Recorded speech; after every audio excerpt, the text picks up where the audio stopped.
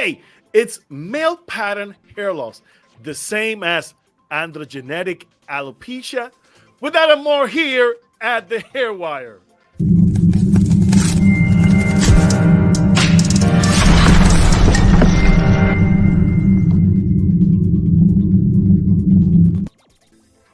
And welcome, guys. Welcome to the Hair Wire, the place where you get hair smart. I'm your host, Sergio Cardona, alongside with Bisan Dipsy. How you doing, Bisan? Hey, everything is good. Yes, we are so excited to do this show today with my best co-host ever, Sergio. Sergio, you are the smile of our day. Every Wednesday when I wake up, Ah, I remember it's Wednesday. It's like I'm gonna meet my brother today, and we're gonna talk about hair. We're gonna meet our audience today, and we're gonna, guys. Before this show, we talk for 1 hour, and after we talk for 5 hours. I mean, that's the thing when you have a good friendship, things going on. I mean, we can keep talking for hours. And, Definitely. uh, besides, she's my sister, period. She's my Thank you. sister. From Thank another you. mother, from another father, from a whole different land. But yeah. I know. Thank you. Hey, welcome, guys. Welcome to the Hair Wire. And today we're going to be talking about male pattern hair loss. Is it the same as androgenetic alopecia? Is it? Isn't it? We're going to be talking about that and more. And also, we have a news from Science Direct, and we're going to be sharing that in a moment. But what you guys think? Let us know what you guys think right now. Is it really the same thing? Is it really androgenetic alopecia, same as male pattern hair loss? Is it? Isn't it? We want to hear your comments. We want to read your comments Yes. here live, and we want to know what's happening in your neck of the woods. So, Biz, let's talk about male pattern hair loss. What is it? So male pattern hair loss, from the name you can tell male pattern. It has a specific pattern where the widow peaks go backwards a little bit, and then there will be thinning in the crown. That is the typical male pattern hair loss pattern. Right. And this can be genetically like inherited or genetically predisposed. There are two different things. Genetically inherited means you inherited that gene from your parents, mom, dad, grandmother, grandfather.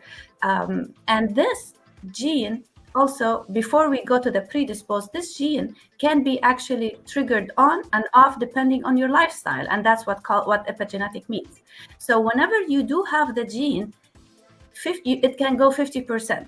50% you will get this male pattern hair loss, the other 50% you won't. It depends on your lifestyle and if you catch it early on or not. So this gene can be turned on because of your lifestyle or diet or hormonal imbalances or any lifestyle changes that happens to you, or it stays off and you doesn't express this male pattern hair loss. And the other part of it is, even though it is not found genetically in your parents and your grandparents, you will just born with the gene. So you have the gene predisposed in your genetic makeup. And again, this one will be turned on or turned off depending on your lifestyle factor. Excellent, excellent. Now, guys, one of the things that we want to make sure today is that you get the whole idea what's really happening with androgenetic alopecia and male pattern hair loss, and to help you identify whether you're really experiencing one or the other. Because as someone was explaining, whenever someone is, receding the hairline or losing hair on the vertex, naturally we'll start thinking about the possibility of an androgenetic alopecia. But we need to find out throughout the proper evaluation process if it really is a androgenetic alopecia or not.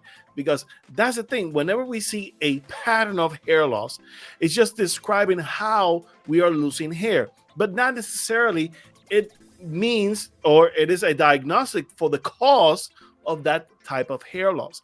That's why we need to evaluate each case. And I know a lot of people right now, they have a lot of confusion, and whenever they see the terms, and whenever you start seeing the hairline going backwards, oh, I have androgenetic alopecia. I need to start taking finasteride. I need to start taking minoxidil. Is it really something that you need to start doing right away? Or can you hold on a little bit and find out a bit more of what's causing it? because sometimes we may be experiencing a male pattern type of hair loss, yet the cause of it might be more related to intelligent effluvium. And that, my guys, that right there is the difference. We need to find out whether we are experiencing something else or if we are actually experiencing androgenetic alopecia. And even in some rare cases, we have seen frontal fibrosing alopecia in males, which is very rare and can happen. And it might be, happening at this person and is not related to androgenetic alopecia. You were about to say something, Biz. Yeah, I want to exactly what you said. If you have, sometimes you have telogen effluvium, but it represents itself as male pattern hair loss. This is the trigger. The telogen effluvium, as we know, it got triggered because of like an incident that happened, either physical incident or emotional incident, right? So that was your trigger for the gene to be turned on. Then it presents itself as male pattern. Yes. Did it make sense, kind of? Yes, and it happens a lot of times when people experience telogen effluvium for long periods of time, and then the hair loss becomes androgenetic alopecia, which happens many times. That's why we mentioned about the triggers that could inadvertently accelerate the alopecia area, the alopecia, androgenetic alopecia. And for those reasons, it is very important to understand why am I losing my hair, guys? It's not just simply I'm losing my hair, I'm going to start using minoxidil. I'm losing my hair, I'm going to simply start using DHT blockers. I'm losing my hair, I'm going to start doing PRP. No, I'm losing my hair, I'm going to start doing I'm going to have a surgery, I'm going to have a hair transplant. Hold on, wait a minute. That's not the way it goes. Yeah, please hold on. Please. Unfortunately, we see this with a lot of young fellas. Unfortunately, Biz, you worked with Dr. Wasserpower. Did I pronounce it correctly? Yeah, I worked for two doctors. Yeah, Wasserpower and Dr. Khan in Dubai. All right. And they both were hair transplant surgeons, right? Now, in your experience, you saw a lot of guys, a lot of young guys coming in for consultation looking for hair transplant. Now, what's the deal with hair transplant in young people? Unfortunately, people got, like hair loss is very emotional, right? We talked about this in many episodes. It's very emotional. It can devastate a person. So people, when they start losing their hair, they think that, oh, I should just rush to hair transplant so nobody will see my receding hairline. But what happened is they forgot that the root cause, they forget to address the root cause. And whenever the root cause is still there, you're going to pay $10,000 and $20,000, $30,000 on your hair transplant. The root cause is going to go after your new hairs. And they always blame it on the doctor. Oh, the doctor didn't do a good job. The hair transplant is a hair transplant. A very well-trained hair transplant doctor can remove the hairs from the back, transplant it to the proper area, and everything will be done. Unfortunately, a lot of doctors do not address the root cause before beginning any hair transplant. Let us say you have a telogen effluvium episode, and as Sergio said, it triggers your male pattern hair loss. Now you have a receding hairline. You will rush to a nearest hair transplant doctor and put the hairs in your new hairline, basically, right? Telogen effluvium, actually, whenever you start having telogen effluvium, you will be prone to telogen effluvium all your life. So the next incident that's going to happen, you're going to lose another round of hairs. And then you will be losing the hair in different areas now, because usually the hair transplanted, they are coming from the back. They are resistant to the dihydroxytestosterone that causes hair loss, right? So more like, specifically speaking, the hair transplanted, transplanted hairs are stronger. Yeah. So you will have hair in your hairline, but then you're going to lose hair from the back. Then it's going to look so awkward and it doesn't look good. You're going to blame your doctor because your hair doesn't look good. It's not his or her fault. Is you guys in combination didn't address the root cause. So what's going to happen later on when you lose hair from different areas? You're going to have transplanted hairs that's going to be stubborn, sitting there, and other areas are going to be losing. Or so you will be starting with a normal pattern, hair loss Mhm. pattern that people are used to it, and you will end up with a weird looking hair pattern. And that's true. You end up with a weird, very weird looking pattern Yeah, uh, because of the hair transplant. And same thing goes with, as we were mentioning, young fellas, because natural receding of the hairline happens over years.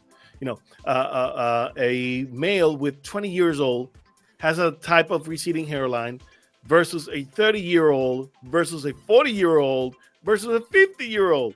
So as you progress in life, naturally we will lose our our hairline. It will go a little bit to the back, not to the extent to go to the back to the middle of the head, but definitely it will. There's going to be receding hairline, and the receding hairline that has no necessarily a direct impact on or relationship to androgenetic alopecia. Sometimes it's just signs of aging.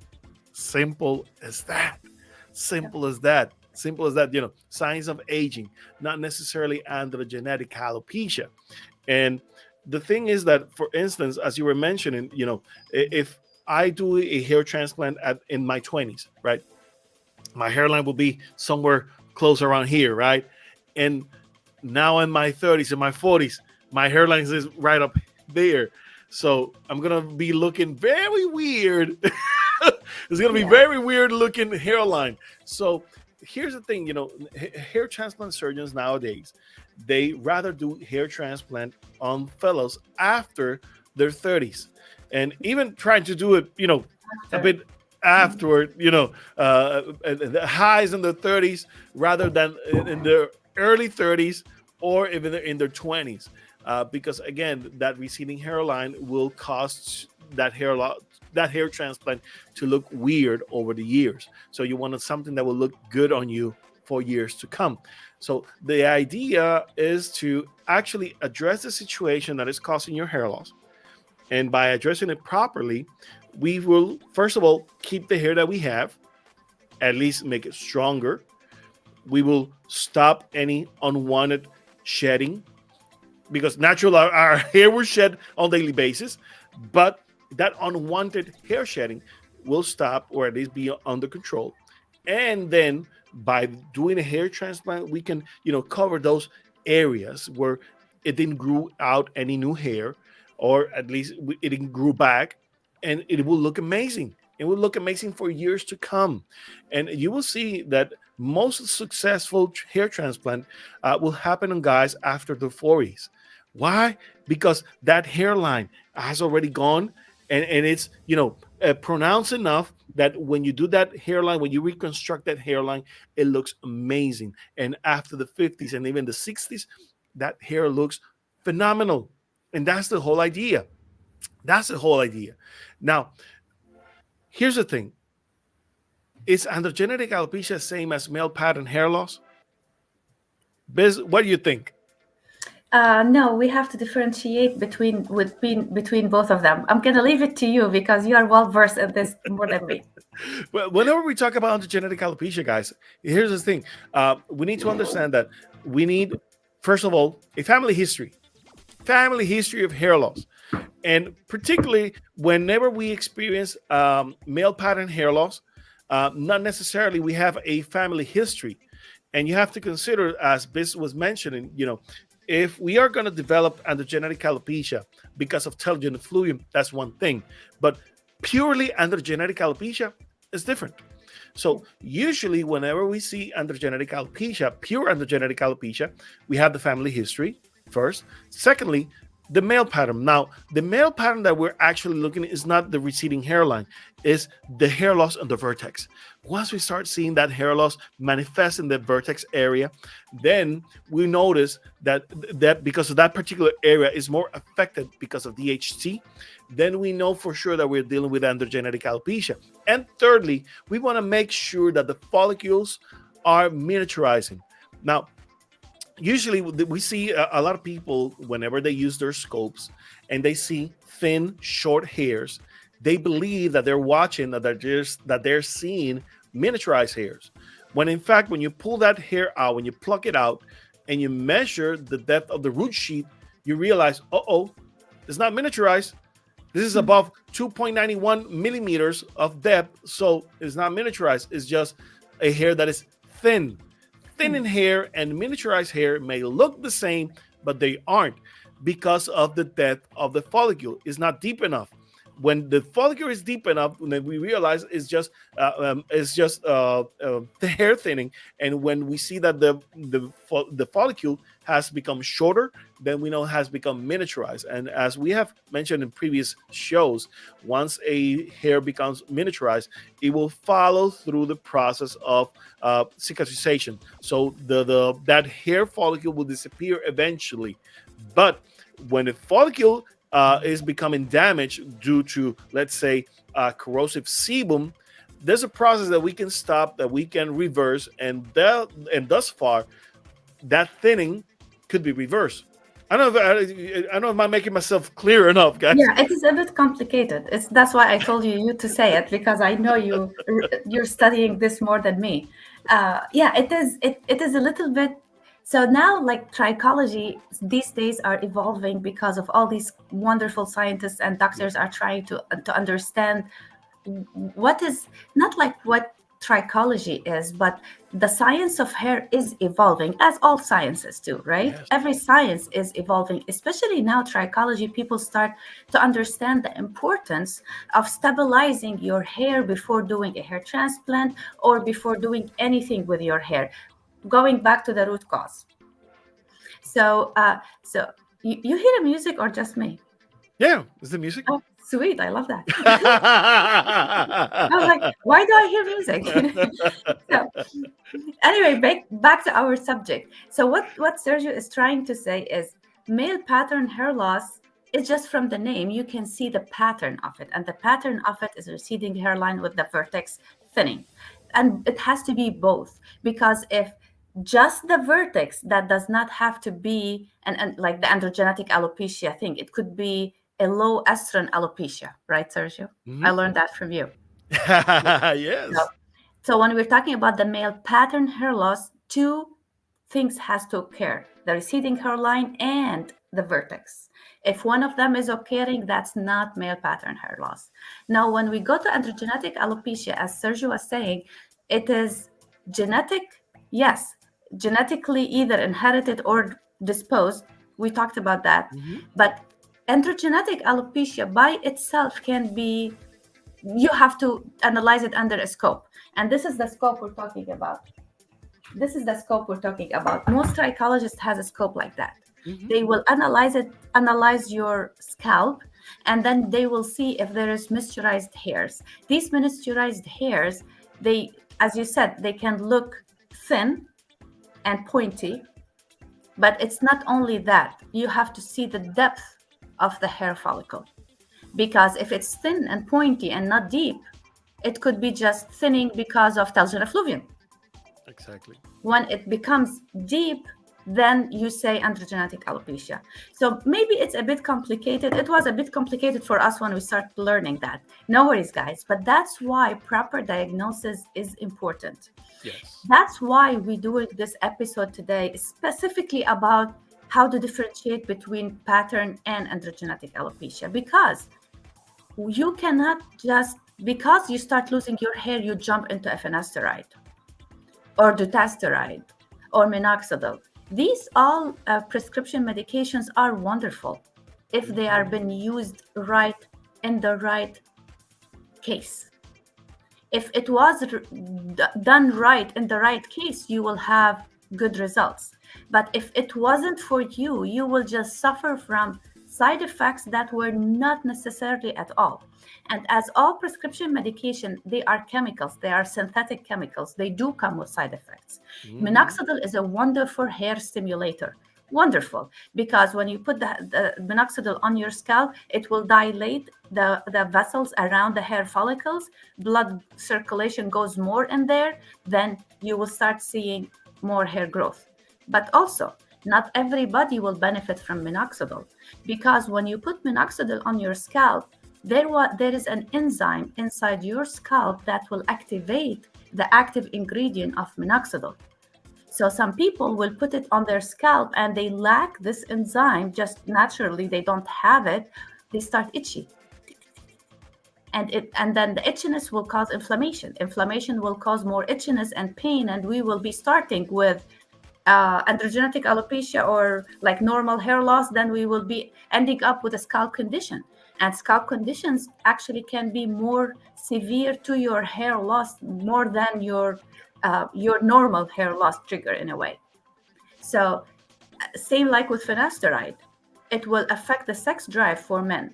So before jumping to it, know what you are doing in a way. That's why, to make it simple and clear, whenever you have a hair loss problem, go to a trichologist. Do not jump to your dermatologist or your hair transplant surgeons. Dermatologists are wonderful for picking up skin disorders. Hair transplant surgeons are needed when people are in their 40s or 50s and they want to look good.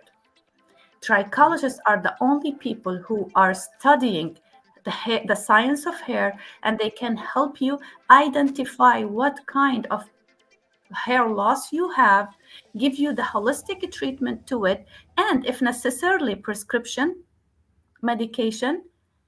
Hopefully they will slow down the hair loss until it's time, or hopefully not, for a hair transplant, if it Yeah. makes.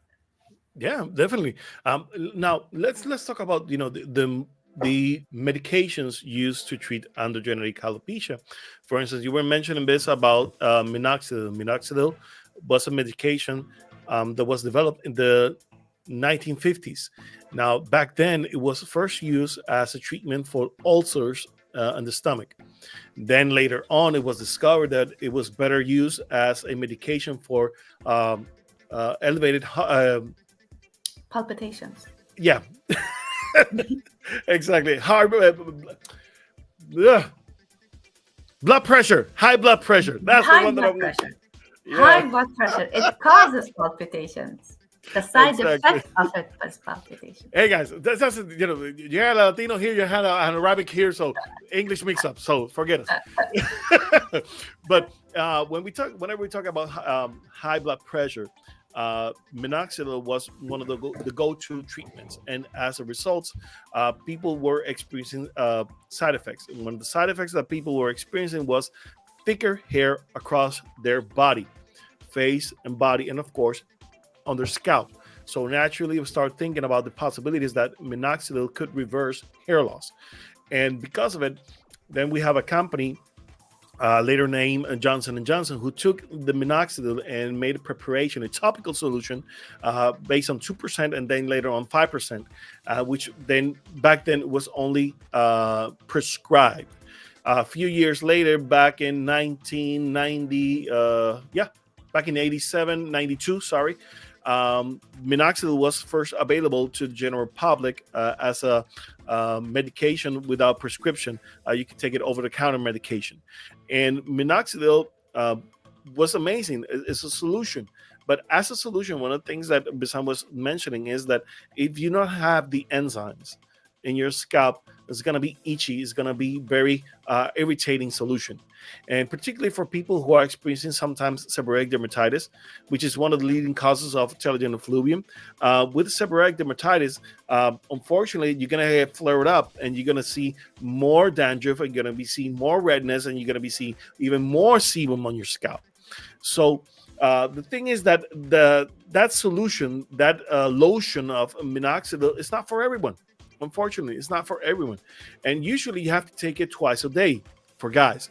5% is the max recommendation right now of minoxidil, and you can take it for as much as twice a day. That's the highest dose that you can use minoxidil, at least topically. Now, there's a trend right now about using minoxidil orally. Now, it was used orally back in the days. Now, why we see that trend back again, I have no idea. And so far, yeah, I was going to get there. I was going to get nervous because unfortunately, it's a business. It's a business. And the thing is that doctors are taking part of this business by prescribing, of course, the minoxidil orally. They're using 2.5 milligrams, and sometimes they tell patients to split that pill in half so they can use a low dosage of minoxidil so it will be safe on their heart condition. But the thing is, if you do not have high blood pressure, why use a high blood pressure medication orally when there's a use for it topically and has been very productive? Now, there's a few cases in which I would say, of course, if you cannot tolerate the minoxidil on your scalp and maybe you're not allergic to it and you can take it orally, that's a whole nother thing. And there may be exceptions to the rule, but generally speaking, I will not recommend I would not recommend oral minoxidil. I would rather use topical minoxidil.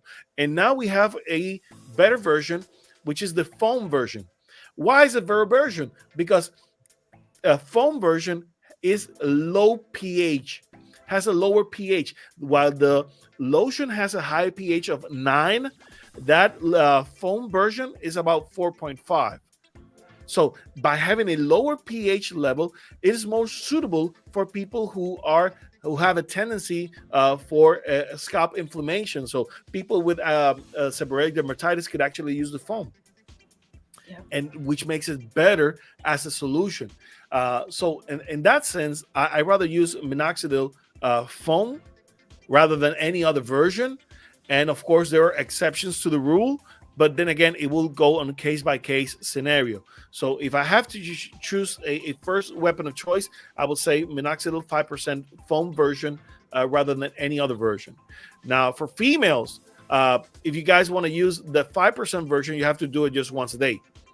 For very extreme rare cases, you can do it twice a day. But then again, it's something I'd rather not do because female are more prone to facial hair because of the use of minoxidil, and not only facial hair but also body hair. So you don't want to have a hairy breast. So definitely not a sexy thing. So then again, these are the type of things that you want to take in consideration. Now, Biz, what's your take on minoxidil? What do you believe of it? So minoxidil, as I said, it's really, really very good solution. It is a stimulant. It is a stimulant, so it's great for hair growth. But again, if the stimulation is not your problem, or the problem of your hair loss is not caused because of lazy hair follicles, then minoxidil is not for you. You have to address the root cause first. That's number one. Number Mm-hmm. two, even the foam, even the liquid, they do have preservatives in them.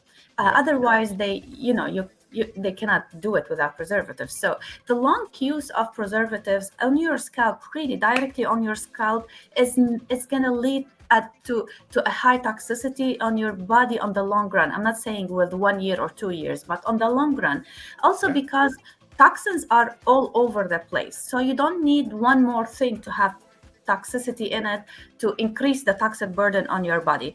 It's just too overwhelming for your scalp. Like, you want to weigh the pros and cons. So I know it's a great stimulant, but rosemary oil is a great stimulant. So Niacin is also a yeah, great stimulant. yeah. So why we want to go pay money for pharmaceutical companies who are just benefiting from giving us all these synthetic drugs, and Mother Nature gave us all these things. Just all what you need to is to know. And this information is not really in your public. Now go and Google hair stimulant. The first thing will come up is minoxidil. Yeah. And that is on purpose. Rosemary is not going to come up because nobody will make money out of that. Right? So now when we come to orally, especially with females, as you said, oral minoxidil was used for high blood pressure. Usually females have low blood pressure by nature. Our blood pressure is just lower by nature. So you're taking something to lower your blood pressure. I saw a lot of my clients during my work with both hair transplant doctors that they are taking this for little bit of hair thinning, but they cannot get up in the morning from bed. They'd be feeling dizzy and they fall up down. Mm. So what is it that you want? You want why you are messing up with your biology if there's other natural things that can be done? And by the way, minoxidil is a great solution, but it is not the only solution. Amen. There's so many other things that you can do. So minoxidil can help in certain specific cases if needed and for a short period of time. And I know people are scared to stop minoxidil because all the hairs that grew because of minoxidil will fall back down, right? But Hmm. that's because you didn't address the root cause.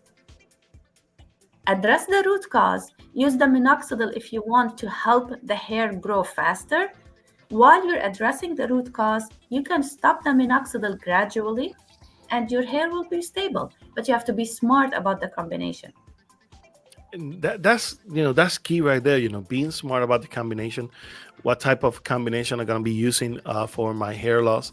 And I mean, for that, you will need a great professional, someone who understands how to navigate this realm of treatments and treatment options. Because sometimes, unfortunately, as you mentioned this, whenever you go Google, you will only see minoxidil. You will only see products that have minoxidil in it, and that's it. That's it. You don't see anything else. And sometimes they will mask, the minoxidil as oh, it is a DHT blocker. Well, let's know something here, guys. Minoxidil is It's not. great to increase blood circulation to your scalp, but it has not been proven yet that it is a DHT blocker. You heard that? Yeah, it is It's not. not proven as a DHT blocker. It is suspected to be a DHT blocker, but no mechanism has been discovered on it. How does it work as a DHT blocker? Sorry if I bubble I pop your bubble in your head, but it is not a DHT blocker. It may work as a DHT blocker, but it has not been proven the mechanism as in how does it work as a DHT blocker, if it really does. Now, on the other hand, we have DHT blockers like Propecia. Now, Propecia is a medication that was first used, were first developed to treat prostate enlargement. And as such, whenever the prostate gets enlarged, we start seeing a large production of DHT. And the way the Propecia works is by arresting an enzyme called 5-alpha reductase. So it will not bind to the testosterone, and that way you do not have DHT. Okay, so by keeping higher levels of testosterone in your blood, then you should regain your hair naturally. But here's the thing, there's a percentage of guys who experience a how do you say erectile dysfunction problems because of it. So whenever you try minoxidil, see if your sexual functions are still okay. Actually, I have a large group of guys who, by taking finasteride, they see an increase in sex drive because since the testosterone is not being bonded to the 5-alpha reductase, we have a larger amount of testosterone on the blood. So by that, we usually get a higher sex drive. But there's a group of people who happens all the way around. So there's I want to share here um, an article that was recently published by Science Daily, and it says common hair loss and prostate drugs may also cut heart disease risk in men and mice. Biz, what you think about this article? Um, I don't know. Like this is I think it's brand new article. Hmm. Uh, it's I don't know. Like I don't know why they came up with this one. I'm trying to read it in the here. No worry. One of the things that we have been seeing about DHT blockers is that there could be a link with the androgen receptors to heart-related issues, and we saw that relationship with COVID. During COVID, we saw that some of the mechanisms in which we saw the a heart-related issues was because of the androgen receptors, and that we have androgen receptors in our hearts, and for that reasons, there may be a relationship to it. So I'm thinking that that's where it is headed to. Mhm. But it's interesting to see that a medication that it was used for prostate could also have a reduced heart disease risk, and which is amazing. But then again, because of those the things that we are seeing right now, uh, even how beneficial they might advertise it, it not necessarily mean that it's good for you. Yeah, yeah.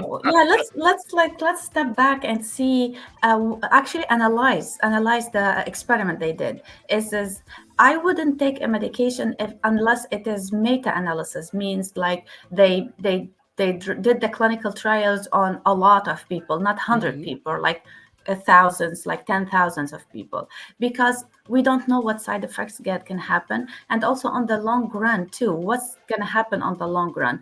I would just step back and read this article. It's important to read and be Yeah, informed and understand the mechanism, but we don't jump into conclusions right away, because, and unfortunately, we don't know. I think Science Direct is a really good magazine, but I don't know, some pharmaceutical companies pay these magazines to say stuff. So true. hopefully they're, Science Direct, they are staying genuine I as mean, I know they are. who pays to make this type of studies? The big Money. pharma, big pharma. They're the ones paying to develop those studies. So naturally, yeah, there's bias to it. So sorry. Yeah, exactly. So I mean, Unfortunately, that's why, Sergio, that's why I like, this is why we're trying to do the hair wire. We have people just go to a trichologist. yes. We trichologists will start your case with holistic treatments, herbal treatments. Then they will go to the next level and the next level. So we don't go to the highest building right away. Yes. Slow I into mean, it. we have solutions like, for instance, we have supple metal, Yeah. we have pumpkin seeds, we also have berries that can also have a DHT blocking effect. Also, there's CBD. CBD, interesting. There's a couple studies where it shows that CBD can actually block DHT, and having natural occurring DHT blockers could avoid us the use or the necessity of using chemicals like maybe minoxidil or even finasteride in the long run. Now, here's the thing, guys. If the case that we're seeing is very severe, definitely we want to try the drugs. But for someone who is starting you losing their hair, it's not the web. It's not the first weapon of choice. Period. We can use lasers. We can use PRP. Even PRP is a better option. Why? Because it's your own blood. It's your own blood. You're not using chemicals in there. You're just giving yourself an auto transplant by using blood and inject it into your scalp. It's as simple as that. It's more clean than using minoxidil. Okay. True. We have other options. For instance, high frequency. We can start using galvanic current. We can use microneedling. There are many, many, many other options. Even caffeine or carbs to be applied directly to your scalp can energize the process of hair cell division to increase hair growth. There are Can many, I many, can I many. say fun fact here? Please. It's a fun fact. You can actually smash a pill of Viagra and put it on your scalp. Actually, Oh yeah. it is a stimulant. It is a hair stimulant. You know, My father, he used to mix minoxidil with Viagra uh, that's powerful. as a topical solution. Yeah, back in the day, it works. Well, it's gonna bring the blood over there, so perfect. Yeah, it's going to increase blood circulation. But then again, there are many techniques that you can use to increase blood circulation. For instance, immersion tables. Have you seen those? Where you When you put your put head. like, Yeah, yeah, It's good for your So back and your neck and your shoulder, and also bring all the blood down to your hair. yeah, I mean, there's many techniques that you can use to increase blood circulation and also to block DHT on early stages, so you don't get to so you don't have to use very strong chemicals in your body. You can delay that process, and if you could stop the hair loss using the simplest tools, why should you risk yourself using chemicals? True. It's as Okay. simple as that, guys. As simple Yeah. as that. So whenever we talk about androgenetic alopecia and male pattern hair loss, guys, you're not alone out there. You're not alone. There's psychologists out here for you, helping you, making the right choice. So consult with a trichologist today, guys. Consult with my friend here, Bisan Dipsy. Consult with myself. We do online services. So anywhere in the world, we can treat you guys. All we need is just a good communication online, and that's it. Yep. That's Yep. it. Yep. Yep. Yep. Simple as that. Simple as that, guys. So, Biz, any last words before we leave? I want to just tell people thank you for listening for us over and over again. We are here because we want to just share our experiences with you, and we want to cut the cost on you, because if you go through a good route, believe me, you will end up paying less than going the expensive route, and then you won't be happy, because knowledge is money. Oh, yes. I like that. Stay smart, guys. Stay connected to the Hairwire. Visit our website, thehairwire.com. And of course, hit the like button, share, and make your comments, guys. We want to hear from you. We definitely want to connect with you. So let us know how we're doing. Let us know if there's anything that you would like us to talk about in the next chapter. So until then, God bless you all. See you later. Bye bye.